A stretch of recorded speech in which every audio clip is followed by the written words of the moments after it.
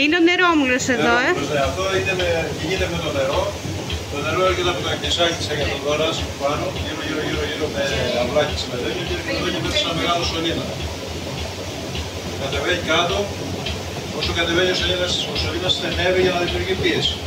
Και πηγαίνει κάτω και χτυπάει μια μεταλλική ρόδα. Τη λέμε φτερωτή. Η φτερωτή με την πέτρα αυτή εδώ μέσα είναι συνδεμένος με άξονα. Από το νερό τώρα έρχεται και χτυπάει στην φτερωτή, περιστρέφεται η φτερωτή και γυρνάει η πέτρα εδώ πάνω. Ωραία. Εδώ είναι δύο πέτρες. Η μία είναι σταθερή κάτω και όλο αυτό από μέσα πάει η πέτρα η οποία περιστρέφεται με τη δύναμη του νερού. Πέτρα, αυτό το λιθάρι που λέγανε παλιά. Ναι, πέτρα, ειδικές πέτρες. Ναι. Τώρα αυτές έχουμε αφήσει ένα κενό εμείς, η πάνω πέτρα να αποκατεβαίνει. Μηχανισμό από εδώ μέσα. Την έχω υπολογίσει τώρα να μπαίνει το σιτάρι ανάμεσα στις πέτρες, να τρίβεται και να βγαίνει αλεύθερα.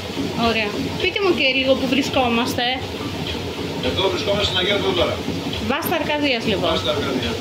Πολύ ωραία. Ο νερόμουλος του Νικόλα. Τον Νικόλα. Πόσο χρόνια τον έχετε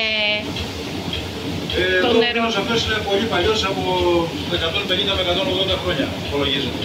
Ήταν εδώ πυλωνάδες που κάνουν αυτή τη δουλειά. Μάλιστα. Και το όνομά σας είναι? Το Κόρτο Θανάσης. Έτσι το Θανάσης. Ωραία. Μπράβο. Να είστε καλά. Ευχαριστούμε για